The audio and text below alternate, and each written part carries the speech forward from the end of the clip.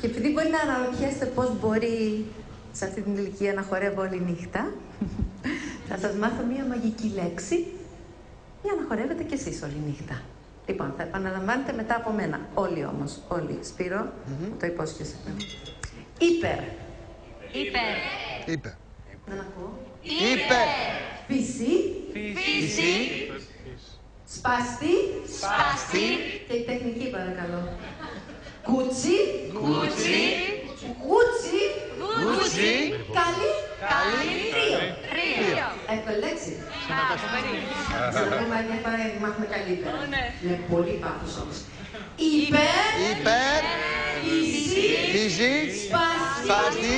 Κούτσι. Κούτσι. Κούτσι. Καλή. Τρίο. Ελάτε πάνω τώρα. Τι. Υπερ, φύση, σπάστη, κούτσι, κούτσι, καλή ρίο. Είναι λέξη μαγική με χιούμορ και με μπρίο. Αν μπορέσεις να την πεις θα πάρεις και βραβείο. Υπερ, φύση, σπάστη, κούτσι, κούτσι, καλή ρίο.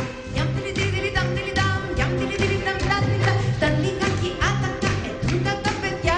Τους έλειπε η αγάπη του ήταν αυστηρό παπά.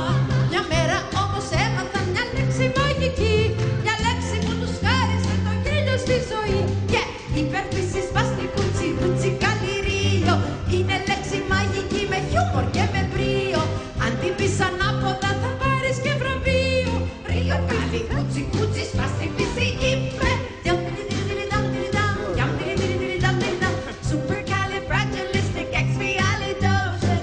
Even though the sound of it is something quite atrocious.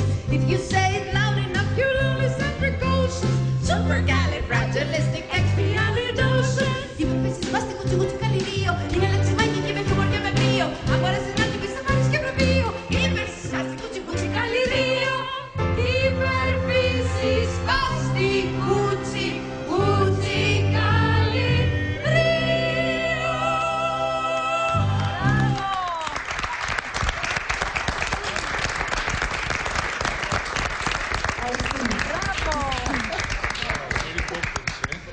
Τι ωραίο, τι Η χαριτωμένο. αγαπημένη Mary Poppins. Ναι.